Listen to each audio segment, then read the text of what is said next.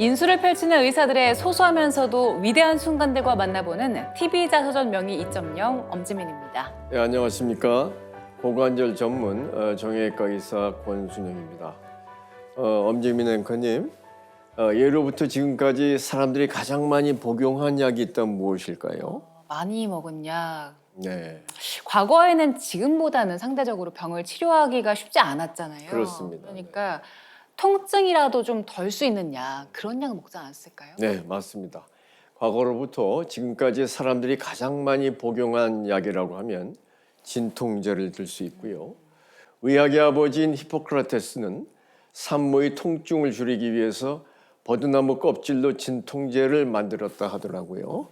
그리고 여러분이 잘 아시는 그 허준의 동의보감에서도 버드나무 가지를 달인 물로 양치를 하면 치통이 멎는다는 기록이 남아 있다고 합니다. 버드나무를 많이 썼군요. 네네. 지금은 더 안전하고 또 효과도 좋은 진통제가 많이 있잖아요. 네. 통증을 잠재우기 위한 다양한 치료 방법도 이루어지고 있지만 여전히 질병 또 통증으로 고통받는 분들도 참 많이 계십니다. 그래서 오늘은 환자들이 느끼는 통증을 조금이라도 덜어주기 위해서 치료에 매진하고 계신 분 모셨는데요. 함께할 주인공을 먼저 화면으로 만나보겠습니다.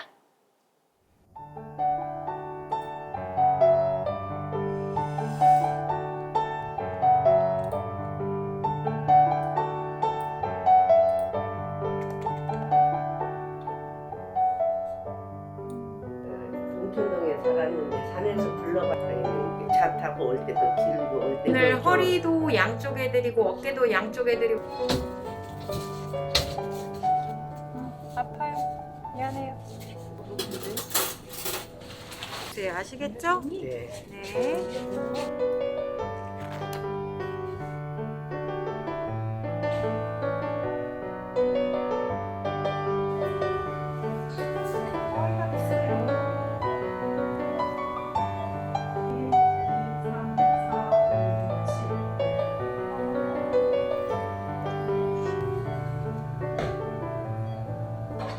다시 세이브.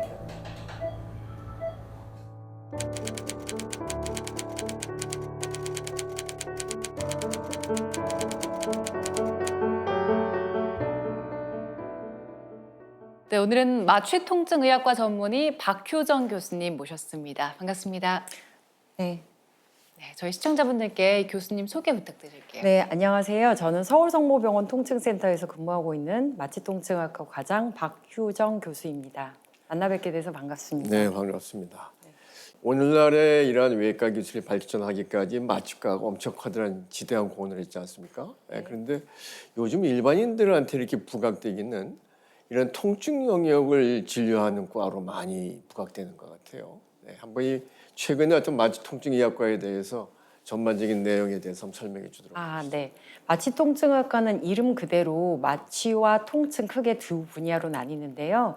이제 마취는 저희가 수술을 환자가 받을 때 수술의 종류와 환자분의 상태에 따라서 수술 전, 그다음에 수술 중간, 수술 후 회복까지 수술과와 이제 협의하에 환자에게 마취에게 도움을 주는 그런 일을 하는 분야이고요. 제가 근무하는 통증이라는 분야는 머리로 하면 두통부터 시작해서 발의 족저근막염까지 통증의 전반적인 분야를 진단하고 치료하는데, 물론 치료는 수술적 치료를 제외한 비수술적 치료, 약물 치료, 주사 치료, 시술 등을 포함하고 있습니다. 우리 몸에 질병이 생기면 모두 통증을 동반하잖아요. 네. 근데 이게 손에 생긴 거든 등에 생긴 거든 통증을 인식하는 건 뇌라고 하더라고요. 네, 맞습니다. 우리 뇌, 우리의 몸이 통증을 인식하는 과정이 어떻게 되나요? 예를 들어서 쉽게 설명하자면, 제가 이 의자에 튀어나온 못에 손을 찔렸다고 가정했을 때 손에 찔리게 되면 이 못에 찔린 그런 자극이 정기적인 신호로 변환이 되게 돼서 이 말초신경을 따라서 척수로 전달이 되게 되고, 예를 들어 손이면 경추신경으로 전달이 돼서 대뇌로 유입이 돼서 너 지금 손 찔렸어, 아플 거야 라고 이제 인식을 하게 됩니다. 그럼 저희가 다치게 되면은 그대로 손을 대지 않고 순식간에 손을 떼거든요. 그럴 때 작동하는 게 하행성 경로인데 이제 손을 떼게 되는 거는 운동신경의 자극이고요. 처음에 찔렸을 때는 되게 아파요. 근데 한 수초만 지나면 조금 덜 아프게 되거든요. 그래서 그 이유가 우리 몸속에 오피오이드 같은 물질, 즉 대표적으로 세로토닌, 노에프네프린 같은 물질들이 분비가 되고 또한 다치면 처음에는 피가 좀 묻히다가 조금 있다면 피가 멎으면서 딱지가 앉아요. 그 이유가 이 아픈 다친 부위 주변으로 염증성 물질들이 막 이제 가서 신호를 보내서 일을 하게 되거든요. 그래서 이 딱지가 떨어지고 낫기까지 통증이 있을 때 저희가 이제 아프면 쉬고 그다음에 약을 바르고 밴드를 붙이고 물에 닿지 않게 우리 몸을 보호하고 그렇게 하는 게 이제 통증이고 다친 거에 대한 하나의 증상이죠. 그런 경우 통증은 좋은 우리 몸을 보호하는 알람 사인, 경고 사인인 반면에 이 딱지가 나중에 다 떨어지고 나은 이후에도 계속 통증이 지속적으로 있고 쓰라리고 아프다면 이건 통증 자체가 이제 만성 통증이 되어버린 겁니다. 전 통증이라고 하면 그냥 다 나쁜 건 줄 알았는데 교수님 설명 들어보니까 좋은 통증, 나쁜 통증이 있는 것 같아요. 급성 통증 그리고 만성 통증을 우리가 어떻게 구분할 수 있나요? 보통 이제 급성 통증, 만성 통증이라는 건 기간에 따라 분류를 하기는 합니다. 예전에는 고전적으로 이제 통증이 시작하거나 이제 다치거나 아프거나 질병에 걸린 상태에서 시작 기점으로 6개월이 넘으면 만성 통증으로 봤었는데요. 최근에는 이제 3개월 넘으면 만성 통증으로 보고 있고 급성 통증은 하나의 질환이나 상태에 따른 수반 증상 그래서 우리 몸을 보호하는 알람 사인, 경고 사인인 반면에 만성 통증은 그 질환이나 상태가 다 치유됐음에도 불구하고 통증 자체가 신경학적 변화로 인해서 통증 자체가 이제 질환이 돼버린 걸 뜻합니다. 뭐 쉽게 예를 들어 설명하면 저희가 대상포진이 걸리면 수포가 났고 딱지가 지고 떨어지고 낫기까지의 통증은 대상포진이라는 하나의 질환명, 진단명에 수반된 하나의 증상이거든요. 근데 대상포진 딱지가 다 떨어지고 나은 이후에도 계속 아프다고 호소하신 분들이 있어요. 보통 이제 그런 거를 대상포진 후 신경통, 신경에 이제 병이 생겨버린 상태거든요. 그러니까 통증 자체가 이제 질환이 돼버린 상태여서 그런 경우는 이제 통증 자체가 신경의 변화가 되면 치료가 좀 어렵게 되죠. 그래서 전형적인 만성 통증이 되게 됩니다. 저는 이제 주로 뭐 관절염 등 환자를 많이 보게 되는데 이 영상 자료 이제 엑스레이 같은 데서 아주 심한 상황인데도 어떤 분들은 안 아프고요. 네. 또 어떤 분들은 뭐 참 중등도 내지는 뭐 참 초기인데도 불구하고 많이 불편하시는 분들이 있고 그런데 이 각 개인별로 이러한 통증에 호소하시는 게 다른 게 특별한 메커니즘이 있습니까? 네. 박사님 말씀에 저도 참 공감이 많이 가는데요. 예, 그런 거는 통증이 전형적으로 주관적이기 때문입니다. 그러니까 통각은 아픔 감각이고요. 통증의 정의는 어떤 조직의 상처나 병변에 따라서 그걸 인지하는 불유쾌한 감각적 정서적 경험을 다 통합하는 거거든요. 그렇기 때문에 그냥 단순하게 아픈 감각뿐만이 아니라 본인이 살아온 생활 환경이나 뭐 학습 상태나 가치관이나 생각이나 또한 어떤 거를 견디는 인내력이라든지 그런 또 법적인 문제 이런 뭐 이익이 있냐 없냐에 따라서도 통증은 굉장히 달라질 수 있고요. 그래서 항상 저희도 통증 치료를 할 때마다 통증이 주관적이기 때문에 환자분 상태가 어떤지 늘 점검하고 교수님 말씀대로 뭐 MRI 상태상 너무 심한데 별로 안 아프다고 하시는 분도 있고 디스크가 굉장히 경도에 약간 튀어나온 정도인데도 서서 설거지하기가 힘들 정도라고 호소하시는 분들도 계시거든요. 네. 그래서 그런 주관적인 특징 때문에 종합적으로 판단해야 되는 경우가 굉장히 많습니다. 말씀하신 대로 이 통증이라는 것 자체가 굉장히 주관적으로 느끼는 거기 때문에 이걸 어떻게 판별을 하고 치료를 할까라는 궁금증이 들었거든요. 근데 병원에 가면 이 통증 느끼는 걸 0부터 10까지 나눠서 분류를 한다고요? 네, 맞습니다. 보통은 이제 환자가 통증을 주관적으로 호소하기 때문에 뭐 시각 통증 등급이라든지 아까 0에서 10까지는 숫자 통증 등급이라 그러거든요. 숫자를 0에서 10까지 저희가 봤을 때 하나도 안 아픈 걸 0, 10이 상상할 수 있는 최악의 고통, 내가 죽으면 죽었지 못 참겠다. 이렇게 놓고 보통 7, 8을 임산부가 아기 날 때 통증을 3통을 7, 8에 비유를 하거든요. 그럴 때 이제 경증의 통증을 1, 2, 3, 그다음에 중간 정도의 통증을 4, 5, 6, 아까 심한 통증을 7, 8, 9, 10이 이제 최악의 난 더 이상 못 살겠다. 이 정도의 통증을 10이라고 저희가 표현을 하고요.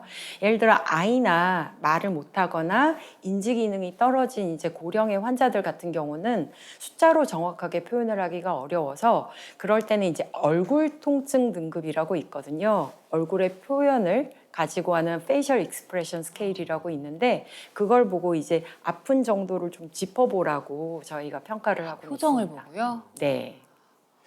이게 이제 이 통증이라는 부위가 참 말씀하신 대로 머리끝에서 발끝까지 안 나타나는 부위가 없는데 네. 아마도 이제 평생 한 번은 꼭 겪는 통증이 허리 통증일 거라고 생각이 됩니다. 네, 맞습니다. 그래서 이 허리 통증과 연관된 그 원인 질환에 대해서 한번 말씀해 주시죠. 네, 통증 중에 이제 가장 많은 게 척추 통증이고요. 척추 통증 중에서도 허리 통증, 요통이 가장 많기는 한데 이제 허리 통증 원인들이 많기는 하지만 그나마 제일 많이 차지하는 게 저희가 담이 걸렸다, 뭉쳤다, 결린다, 뭐 삐끗했다 이렇게 호소하시는 단순한 이제 근육 경련이나 뭉침, 근골격계 문제 이런 거를 생각할 수가 있겠고요. 만약에 그런 단순하게 근육 경련이나 뭉침 그런 단순한 근골격계 문제는 대개는 2, 3주 내에는 좋아지세요. 쉬고 약 먹고 파스 붙이고 이러면 좋아지는데 2, 3주가 지나도 지속적으로 계속 아픈 경우에는 뭐 추간판 탈출증이라든지 뭐 척추관 협착증이라든지 아니면은 추간관절 증후군이라 그래서 허리도 마디마디 사이에 관절이 있거든요. 그다음에 또 엉덩이에도 천장관절이라고 있어요. 이렇게 관절 증후군도 또 있을 수가 있겠고요. 아니면 뼈가 너무 약해서 허리뼈가 주저앉는 압박골절이라고 있습니다. 그런 경우라든지 아니면 기타 뭐 암이나 비뇨생식기계나 뭐 골반 저부나 산부인과 문제들로 아픈 경우 이제 그런 기타 원인들도 있기는 합니다. 교수님도 앞서 말씀하셨지만 이 허리가 갑자기 아파서 통증 생긴 경우에 네, 병원에 안 가시고 그냥 네, 뭐 진통제 같은 거 먹고 조금 참으면 낫겠지 하는 분들 계시잖아요. 네. 근데 그렇게 뒀다가 치료를 안 하고 만성 질환으로 가지 않을까 이런 걱정하는 분도 계신데 네. 그런 경우도 있나요? 뭐 단순한 근육통이라면 아까도 제가 말씀드렸듯이 쉬고 파스 붙이고 뭐 약 먹고 그럼 대개는 2, 3주 내에 다 좋아지세요. 근데 그게 아니라 그럼에도 불구하고 지속적으로 통증이 있거나 아니면 점점 더 심해지거나 아니면 저희가 이제 빨간 깃발 사인이라 그래서 레드 플래그 사인이라고 있는데요. 다리에 마비감, 힘이 빠진다든지 아니면 대소변 항문 관략근에 장애가 온다든지 아니면 성기능에 장애가 온다든지 아니면 그렇게 아까도 적절하게 자기가 치료를 했는데도 불구하고 계속 지속적으로 통증이 있는 경우는 빨리 가까운 병원이나 의원에 가셔서 좀 정밀 진단을 하시고 치료를 받는 걸 권고드립니다. 네, 그렇게 허리가 아파서 병원에 간 경우에 이걸 네. 시술을 받아야 하는지 수술을 받아야 하는지 이것도 또 고민일 텐데 네. 어떻게 치료를 하는 게 좋을까요? 일단은 환자가 오시면 증상, 병력에 대한 청취를 모든 의사 선생님들이 하실 거고 그거에 따른 적절한 이학적 검사, 즉 신체 검진이랑 검사들을 나가게 됩니다. 그랬을 때 아까 말씀드린 그런 응급 상황, 빨간 깃발 사인이 있을 때 그리고 구조적인 문제가 있을 때는 반드시 꼭 수술을 해야 되니까 저희도 수술과로 의뢰를 드리고요. 수술하신 예를 들어 의사 선생님들도 수술이 필요한 상태입니다라고 이야기를 드리겠죠. 근데 그게 아니라 환자가 꼭 지금 수술이 필요한 상태가 아니라든지 아니면 수술이 필요하지만 동반 질환이 너무 많아서 수술을 하기가 어렵거나 수술을 하더라도 별로 좋은 결과가 예상이 되지 않을 때 그리고 너무 고령이 많고 마지막으로는 환자분 자체가 난 수술 안 하겠다. 예를 들어 암 환자도 나는 치료 안 하겠다 이러면 이제 요즘은 못하는 시대가 됐잖아요. 난 수술 안 하겠다. 이런 경우에는 대안으로 뭐 저희가 비수술적 치료들을 단계적으로 좀 치료를 해볼 수가 있겠습니다. 지금 말씀하신 그 비수술적 치료에도 적응되는 질환이라든가 아니면 상당히 그 여러 가지 방법이 많이 있죠. 네, 저희가 이제 비수술적 치료라 하면 먼저 보존적 치료, 물리치료, 도수치료, 약물치료부터 시작해서 그걸로 되면 좋은데 그런 보조적 치료, 1차적인 보존적 치료가 잘 환자의 통증을 경감시키지 못할 때는 흔히 뭐 여러 가지 시술을 많이 하는데요. 제일 많이 언급되는 게 이제 신경차단술이죠. 네, 환자분들도 이제 저한테 물어봐요. 신경차단술, 그럼 내 신경을 차단하는 거냐? 아니면 신경을 끊어내는 거 아니냐? 그렇게 여쭤보시는 분들도 많으신데요. 그게 이제 영어로 된 의학 용어가 우리나라 말이 또 한자가 많다 보니까 그렇게 번역되는 과정에서 그런 것 같고요. 정확히 말씀드리면 신경 주변에다 주사를 해서, 즉 국소 마취제나 기타 약제들을 혼합한 약제들을 신경 주변에 주사를 해서 아까 제가 초장에 말씀드린 통증 전달 물질이 뇌에 전달되는 경로를 이제 희석하거나 좀 차단하거나 이런 의미인 거거든요. 그래서 그런 걸 하거나, 만약에 그걸로 잘 통제가 안 될 때 환자분이 뭐 예를 들어 디스크가 터졌다, 그럼 디스크를 뭐 수축하는 디스크에 대한 치료를 할 수도 있는 거고, 아니면 척추관 협착증이 있어서 너무 좁아졌다, 그럼 추간공을 넓히는 뭐 추간공 확장술을 할 수도 있는 거고, 아니면 압박골절이 너무 심해서 얘가 너무 높이가 좁아져서 환자가 고통이 보존적 치료를 해도 심하다, 그럼 이제 뼈 시멘트 주입술을 해가지고 약간 높이면서 환자의 통증을 경감하는 이런 다양한 시술들을 통해서 도움을 드리고 있습니다. 지금 말씀하신 비수술적 치료에서 가장 대표적인 신경차단술에 네. 이제 지금 스테로이드 제제가 쓰인다 그랬지 않습니까? 근데 네. 참 그 일반 이제 대중들께서는 그런 부작용 측면을 많이 말씀하시는데, 사실 뭐 여기에 대해서 좀 명쾌하게 이 스테로이드의 작용 기전이라든가 아니면 우리가 오해하고 있는 그런 상황에 대해서 말씀해 주도록 하시죠. 네, 진료를 보는 와중에도 환자분들이 많은 질문들을 하세요. 이 주사가 뭔 주사냐, 뼈 주사냐, 스테로이드 섞여 있지 않냐, 혹시 내 신경을 마취해서 내가 통증을 못 느끼도록 마비시키는 거 아니냐, 왜 내가 안 아프냐, 이런 거에 대해서 의구심을 표시를 하긴 하는데요. 모든 약에 부작용이 없는 약이 없듯이 스테로이드 또한 분명 효과적인 약제이긴 하지만 부작용 또한 많습니다. 물론 저희가 의료의 업에 종사하고 있기 때문에 의사 선생님들은 이거에 대해서 더 잘 알고 있고요.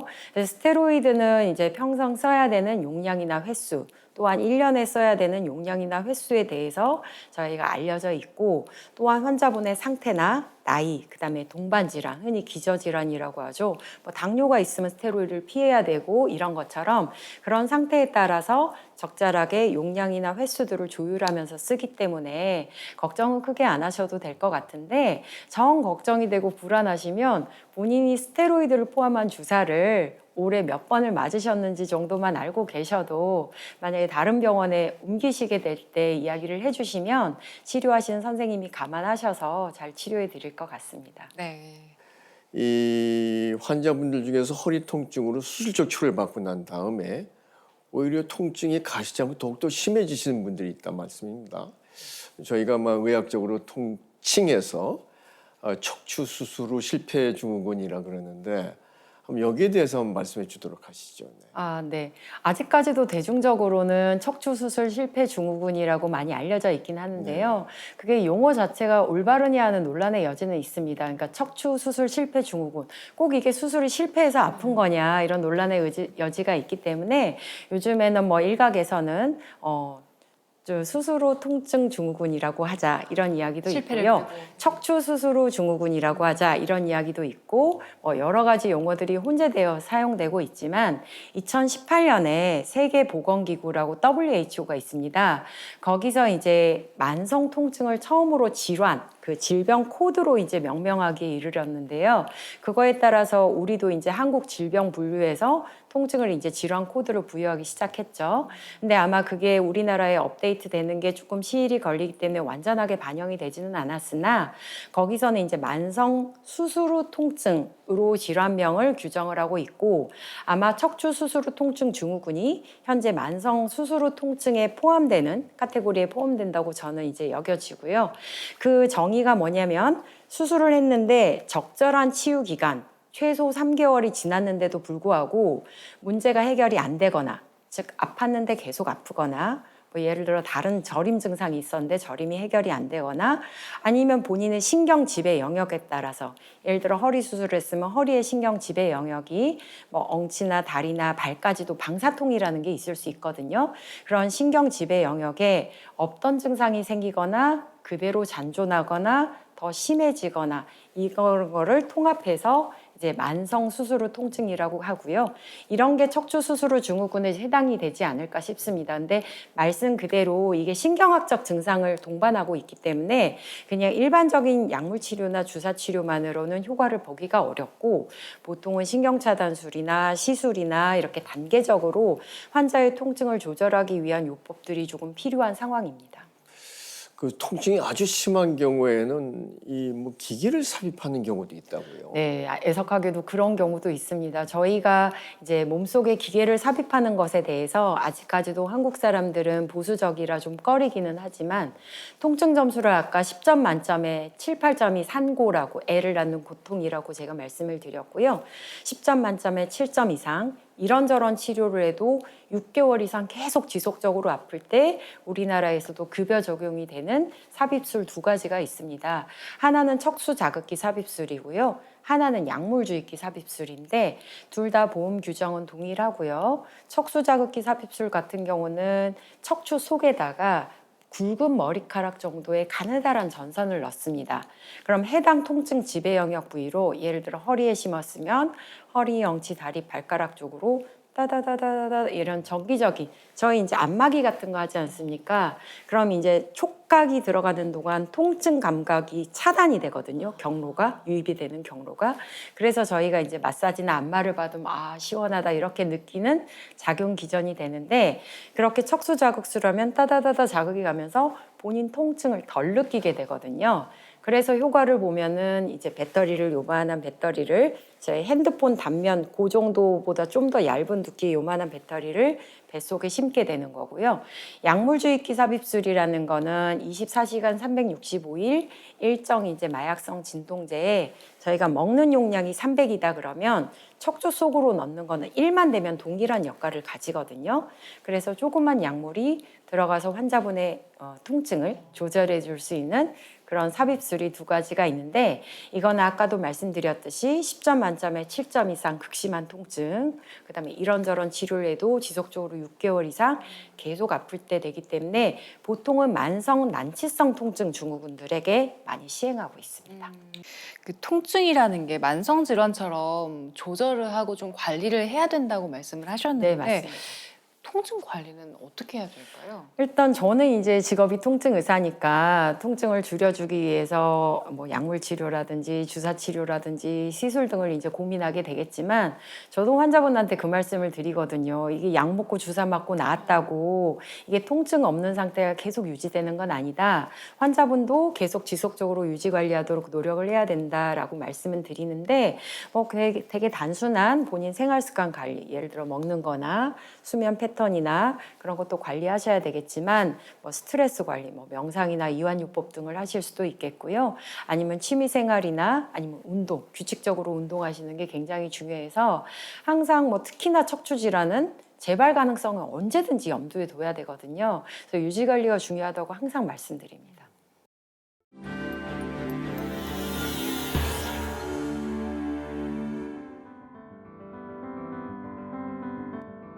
모든 질병은 통증을 동반한다.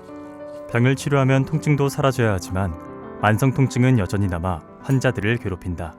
고생 많이 하셨네.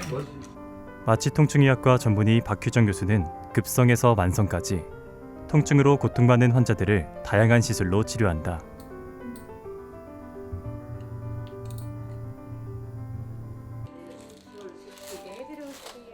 네, 안녕하세요. 윤유진님. 아이고 힘들어 보이시네. 천천히 와서 앉으세요. 이거 오는 그 저쪽에 산지에서 온 거 한번 갖고 와. 네네네네. 이거 잘하셨어요. 한번 봐볼게. 뒤에 아픈 거 그거 다 나와. 환자분 산재로 다치셨던 거예요? 예. 일하다가 다치셨어요? 네, 집중해서 출하했어요. 언제 그러셨어요? 90년도. 그러셨구나. 저희는 처음에 오셨을 때 그 이야기는 안 해주셔가지고 예. 몰랐어요. 네. 아이고 그러셨군요. 크게 다치셨네. 제가 39에 다쳤어요. 그래서 지금 500원. 허리가 아파 수술을 받았지만 여전히 통증이 심해 박규정 교수를 찾아온 환자. 지금 다 하고 왔어요. 그래서 우선 이런 경우를 척추 수술 후 통증 증후군이라 한다. 제가 그때 내경색 어깨도 수술을 하시고 그래서 많이 발목도 안 좋으시고 지금 안 좋은 데가 많은데 오늘 주사를 어디 좀 해드릴까요? 오늘은 허리하고 허리하고 발목하고 발목하고요. 해드릴까요? 네네 그래요. 어깨도 이거 밀고 다녀가지고 네네. 아파요. 어깨도 오늘 좀- 허리도 양쪽 해드리고 어깨도 양쪽 해드리고 발목도 양쪽 해드리고 이렇게 하면 될까요? 예, 예, 그래 예. 알겠습니다. 예 주사 좀 잘 해드릴게요. 네, 감사합니다. 예.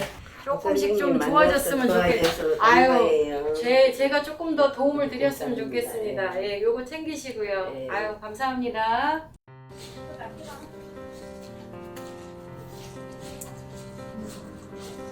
맵스 하나 더 얇게 해주세요, 선생님. 통증 조절을 위해 환자 상태에 맞춰 시술이 진행된다.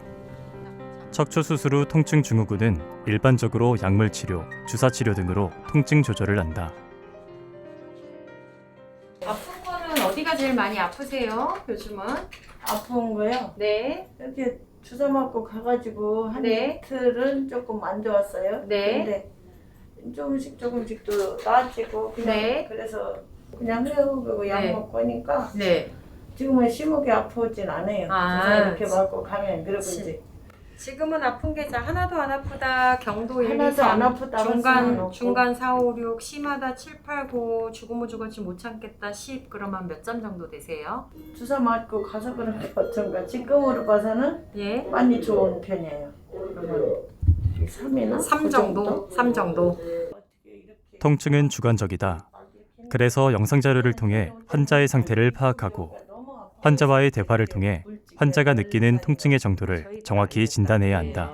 그래서 와서 이렇게 참 선생님을 또 잘 만나가지고 또 이렇게 주사를 받고 네. 이런 게 효과를 보는 거예요. 네. 조금 여기 또 그때 선생님도 네. 한 달에 한 번씩 시술해 주신 것도 예. 너무 효과가 있어요. 예. 그때 막 여기까지 다리 여기까지 막 찌릿찌릿해서 예. 걷기도 힘들었는데 네. 이 그거를 하고 나니까 좋아요. 안 아파요 하나도. 네. 그래서 너무 선생님한테 감사하고 고맙고.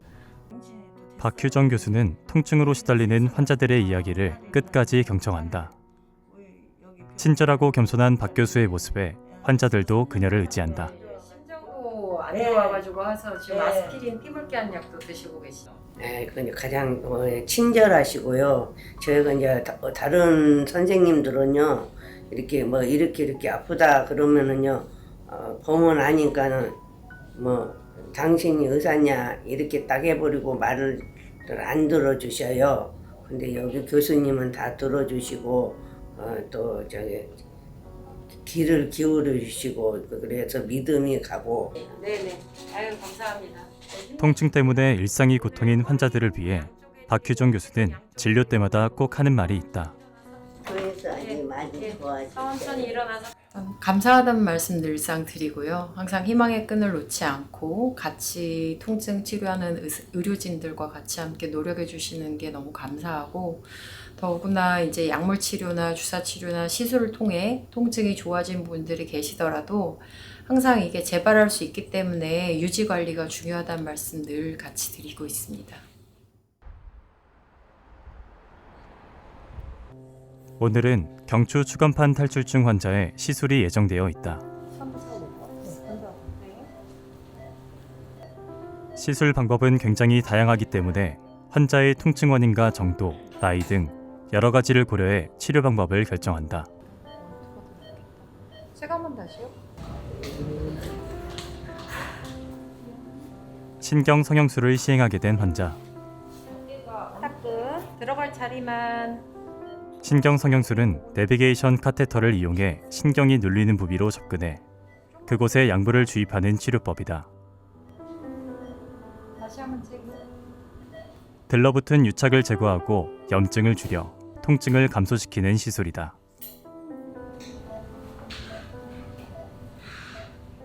요추의 신경뿌리 부분이 손상된 또 다른 환자. 치료를 위해 고주파 열 응고술이 진행됐다. 친구 있으시면 이야기하세요.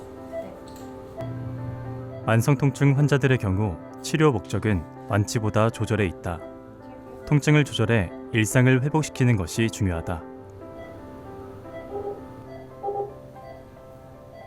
근데 이제 고주파 열 옹고술이라는 거는 이제 긴 바늘 끝에 한 1cm 정도만 열 옹고를 하는 팁이 있습니다.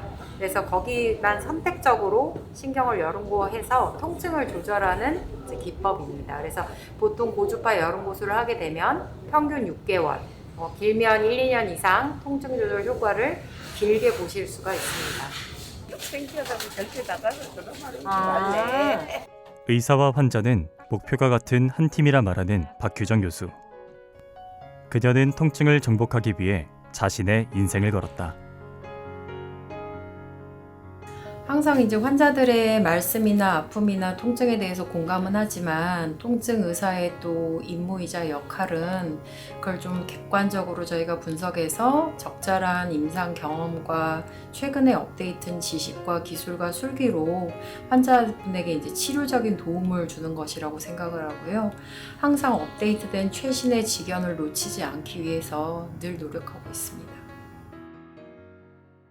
네, 우리 박규정 교수님께서는 우리나라 아주 대형 대학병원의 마취통증의학과 과장으로서도 명의로서도 유명하시고, 그다음에 또 이 통증과 연관된 학회에서도 아주 뛰어난 인재로서도 아주 인정받고 계신데, 어릴 때 꿈은 배를 만드는 게 그건 맞습니까? 네, 맞습니다. 네. 제가 고향이 전남 여수입니다. 여수가 이제 바닷가 도시거든요. 그래서 어린 마음에 이제 푸르른 바다 저기 수평선 너머에는 뭐가 있을까 배를 타고 좀 나가보고 싶고 이래서 어른들한테 배를 타게 해달라고 좀 졸랐어요. 저희 때만 해도 뭐 유람선이나 요트 같은 거는 뭐 꿈도 못 꿨거든요. 뭐 기껏해야 고깃배나 낚싯배 같은 것들이었고 배를 태워달라고 했더니 여자애는 배 태우면 재수 없어서 고기 안 잡힌다고 안 된다고 그런 말씀을 듣고 아이 그러면 차라리 내가 배를 만들어 갖고 멋지고 아름다운 배를 만들어서 내가 타고 나가면 되지 않을까 이런 생각을 해가지고 이제 조선공학과에 가고 싶다 이런 꿈을 꿨었습니다. 근데 만약에 교수님께서 조선공학과 가셨으면 저희가 여기서 뵙지는 못했겠어요. 네.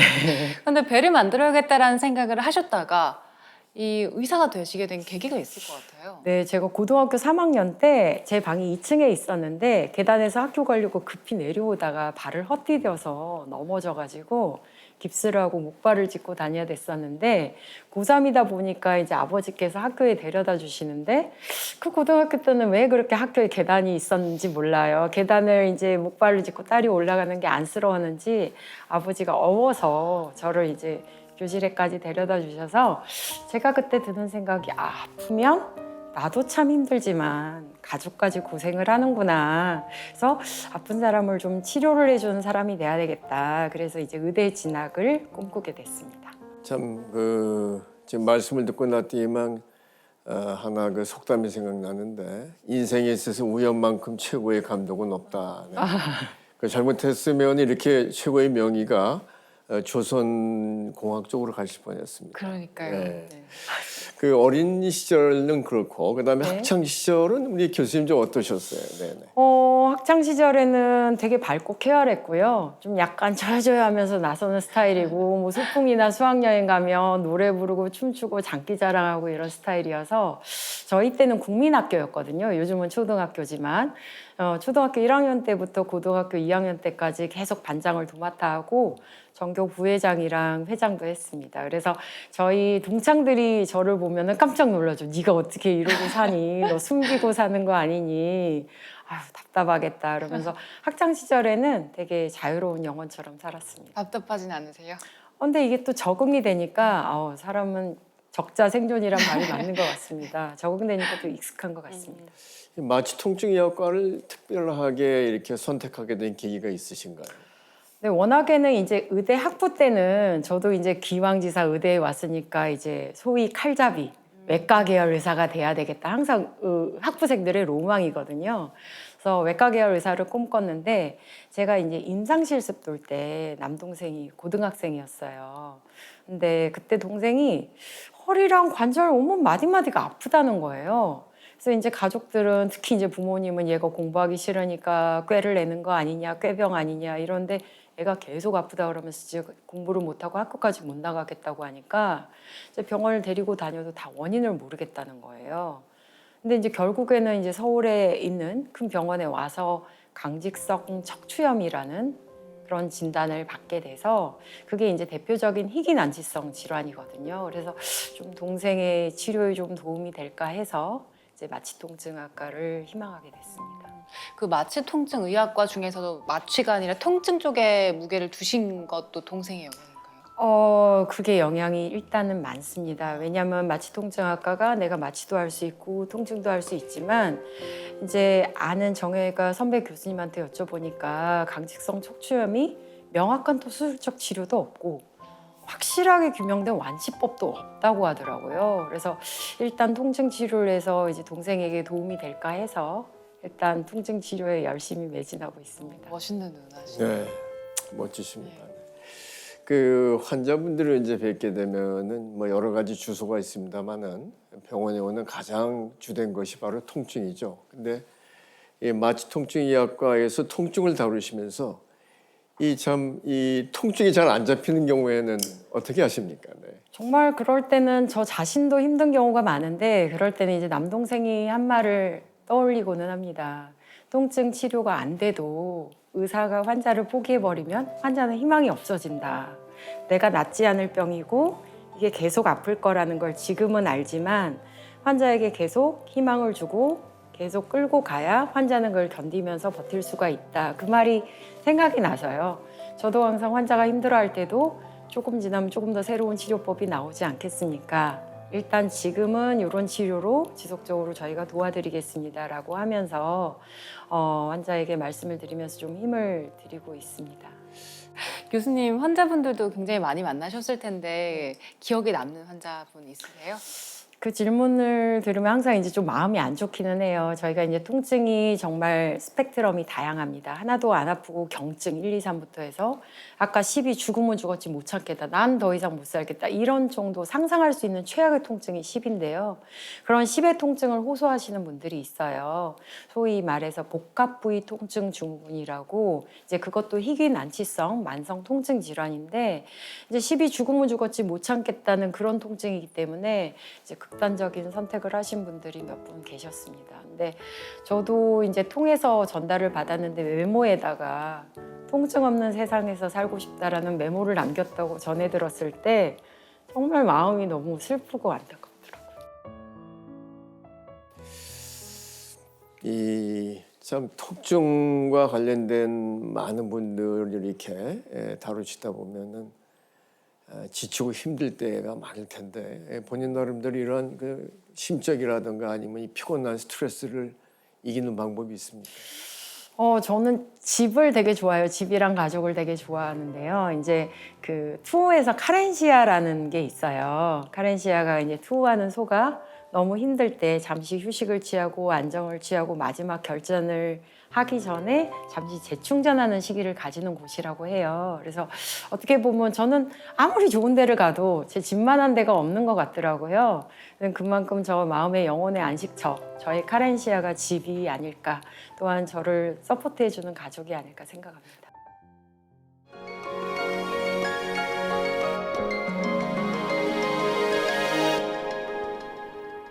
네, 이제 명의의 명강연 함께 들어볼 텐데요. 오늘 박효정 교수님께서 준비한 강연의 주제는 다양한 허리 통증 시술법입니다. 교수님 강연 부탁드립니다. 네. 일단 제가 오늘 여러분께 말씀드릴 내용은 다양한 허리 통증 시술법인데요. 이제 통증에 대해서 저희가 다양한 시술을 하지만 아까 제일 많은 게 신경차단술이라고 말씀드렸습니다. 신경차단술을 할 때는 C자로 생긴 영상장치를 보고하는 방법이 있고 초음파를 보고하는 방법이 있습니다. 왼쪽의 사진 같은 경우는 지금 미골신경 차단술이라 그래서 C자형 영상장치를 보면서 제대로 바늘이 정확하게 들어갔는지를 확인하고 오른쪽 사진을 보면은 약간 까만색으로 보이는 게 조영제입니다. 조영제를 싸서 약이 허리 위쪽으로 올라가는지를 좀 확인한 이후에 약을 투여하는 방법이고요. 또한 C자인 영상장치를 보기가 어려운 분들, 예를 들어 임산부라든지 엑스레이 노출을 장기간 했기 때문에 꺼린다든지 아니면 C자인 영상장치를 보면 되게 엎드려야 되는데 엎드리기가 힘드신 분들, 이런 경우에는 저희가 초음파를 통해서 뭐 옆으로 누워서도 할 수 있고 뭐 자유자재의 포지션으로 자세로 자체로 할 수 있으니까 이렇게 하게 되는데요. 초음파를 보게 되면은 직접적으로 뼈와 인대와 그다음에 저희가 직접적으로 주사할 경막 외곽이 위험한 구조물들, 뭐 신경이나 혈관들을 피해서 직접적으로 잘 합병증 없이 효과적으로 놓을 수가 있고요. 아까 전후면과 측면상을 비교하면서도 저희가 주사를 하고 있습니다. 저희 오른쪽에서 사선으로 들어간 하얀색 긴 선이 바늘이니까 실시간 바늘의 방향을 보면서 안전하게 저희가 주사를 하게 되고요. 이렇게 바늘이 직접적으로 관찰이 되면서 약이 들어가는 것까지 확인을 하면서 저희가 주사를 하게 됩니다. 하지만 그런 걸로 효과를 보지 못할 때 아까 말씀드렸듯이 이 밑에 꼬리뼈 미추관공에서 쫙 약이 올라가는 양상을 봤을 텐데 만약에 허리 디스크가 4번, 5번에 있다.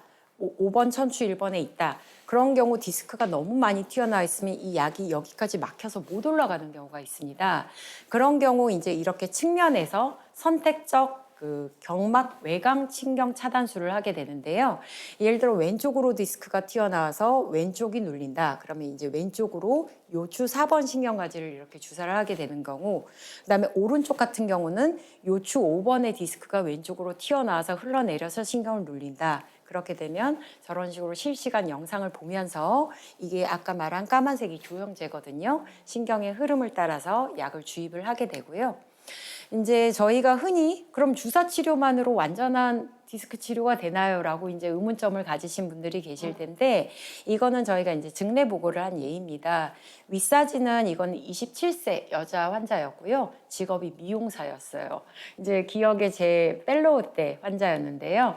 지역의 강원도에 거주를 하고 있었는데 119로 그때 당시에 강남 성모병원으로 실려 오셨거든요. 근데 이제 하지 위압감, 이제 마비까지는 아니고 일단 저린 느낌이 들면서 통증이 너무 심해서 똑바로 누워서는 잘 수가 없고 밥도 엎드려서 먹어야 된다 그래서 일단 이렇게 왔는데 인근 병원에서는 수술을 권유를 했고 저희 병원에 와서도 당연히 수술을 권유했습니다. 근데 환자분 말로는 본인이 시집도 안 갔는데 곧 결혼을 앞두고 있는데 이거 내가 열고 째고 전신마취하면 어떻게 될 줄 알고 수술 거부했거든요. 그래서 일단 환자를 입원시키고 통증이 극심하기 때문에 저희가 반복적으로 아까 신경차단술을 했고 입원을 한 12일 동안 했고요. 통증이 원래 10점 만점이었는데 한 반 정도, 5점 정도로 준 상태로 퇴원을 했고 그 다음에 외래로 경과관찰을 하면서 총 1년간 8회의 신경차단술을 했고 2년 이후에 저희가 경과관찰을 위해 MRI를 찍었는데 완전히 자연 흡수가 된 경우입니다. 아래 사진이 MRI가 2년 후에 찍은 거고 왼쪽이 측면 사진, 오른쪽이 이제 위아래로 본 사진인데요. 저희가 오른쪽 위쪽 사진에서 빨간 화살표로 튀어나왔던 디스크가 오른쪽 아래 사진 보면은 원래대로 정상대로 돌아와 있는 걸 알 수 있습니다. 그래서 디스크도 급성기에 잘 치료를 하면 효과적으로 좋아질 수가 있겠습니다.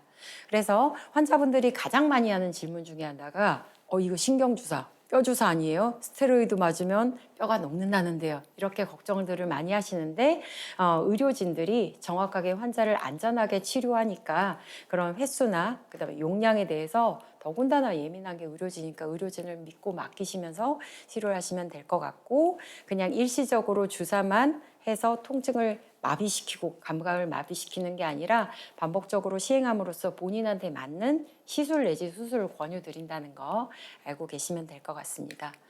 그리고 아까 그런 주사 치료로만 되면 좋은데 신경 차단술을 하면 되는데 그걸로 안 되는 경우 이제 더 나아가는 시술을 하게 되는데요.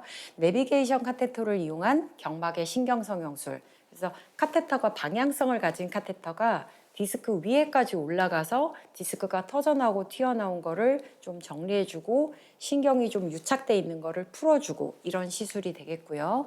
아니면 직접적으로 내시경을 보면서 이렇게 내시경으로 가느다란 내시경을 가서 직접적으로 디스크가 튀어나온 맨 오른쪽 화면에 보면 빨간 동그라미가 튀어나온 디스크거든요. 이걸 직접적으로 좀 정리를 해주고 청소해주고 제거해주는 역할도 합니다. 실질적으로 내시경으로 보면 이렇게 출혈 경향도 보이고 이 흰색으로 이게 이제 조직화된 섬유화된 조직이거든요.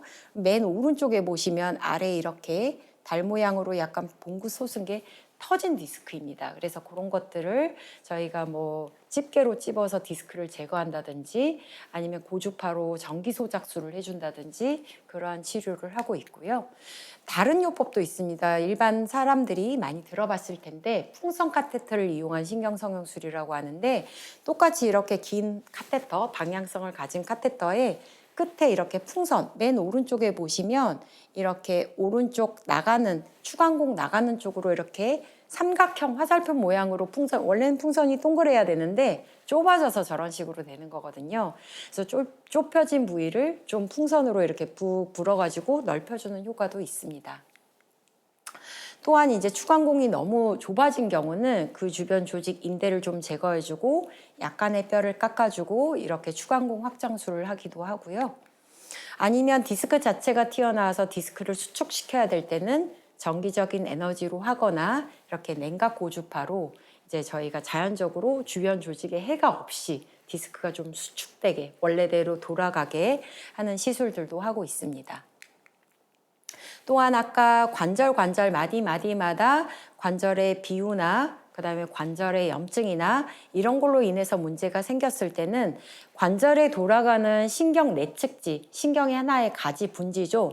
그거를 이제 주사를 하는데 주사 효과가 오래 안 갈 때 이제 고주파 여름고술이라고 해서 저희가 흔히 환자들한테 설명할 때 사우나 열탕 온도 정도라고 해요. 한 40에서 45도 정도 사이로 이제 운동신경은 전혀 손상 없이 감각신경만 조절을 해서 통증을 조절하는 기법이고요. 그리고 아까 이제 압박골절, 뼈가 약해서 그럴 수도 있고 아니면 사고로 낙상으로 인해서 그럴 수도 있지만 그런 경우 적절한 치유 기간 2, 3주간 보존적 치료를 해도 좋아지지 않을 때 이렇게 척추체 성형술이나 풍선 척추 성형술을 하기도 합니다. 근데 이마저도 이런저런 치료를 해도 이제 통증이 조절이 안 되는 여러 가지 난치성 통증 증후군, 특히 이제 척추 수술로 통증 증후군 환자인데요. 이분 같은 경우는 이제 지속적으로 6개월 이상 이런저런 치료를 해도 계속 아플 때는 아까 보험 적용이 되는 척수 자극기 삽입술을 해서 저렇게 척추 중앙에 가드란 전선을 넣기도 하고요. 만약에 이렇게 장골신경도 같이 문제가 있을 때는 보조적으로 추가 삽입하기도 하고 조그마한 배터리를 배 안쪽에 집어넣어 드립니다.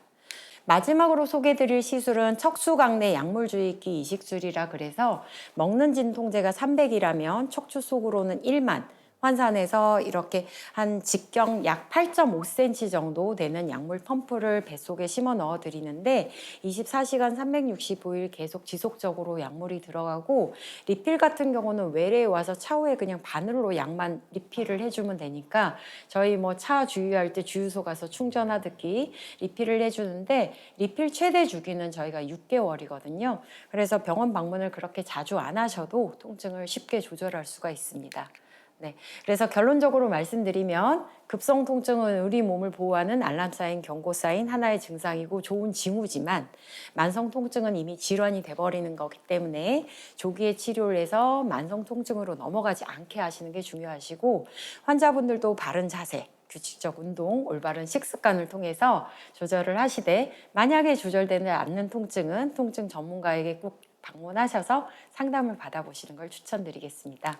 이상 강의를 마치겠습니다. 감사합니다. 그 허리 통증을 시술하는 방법이 진짜 다양하네요. 네, 일단은 이제 일반 청중들에게 쉽게 하도록 좀 간략화해서 설명을 드린 거고요. 네. 여기에도 이제 약자의 조합이라든지 시술 방법이라든지 이런 거는 굉장히 다양합니다. 아마 허리 통증으로 좀 고통을 겪으셨던 분들은 오늘 설명을 쭉 듣고 좀 어느 정도는 희망을 갖지 않으셨을까 싶습니다. 교수님 강연 감사합니다. 아유, 네, 감사합니다.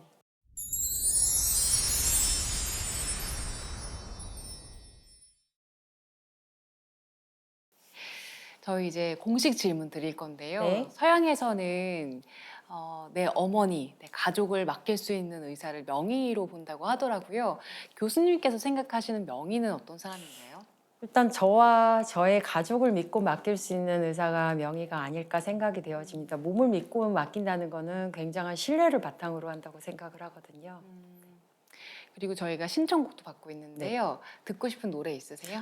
저는 자우림의 매직 카펫 라이드를 신청하겠습니다. 교수님 즐겨 부르시나요? 노래방에 가면 항상 부르는 노래이기도 하고요. 네. 뭐 멜로디도 흥겹지만 가사가 인생은 한 번뿐 후회만 하지 마요. 진짜로 가지고 싶은 걸 가져요. 이 대사가 너무 마음에 듭니다. 그래서 항상 바로 지금 바로 여기를 만족하면서 살려고 노력하고 있습니다.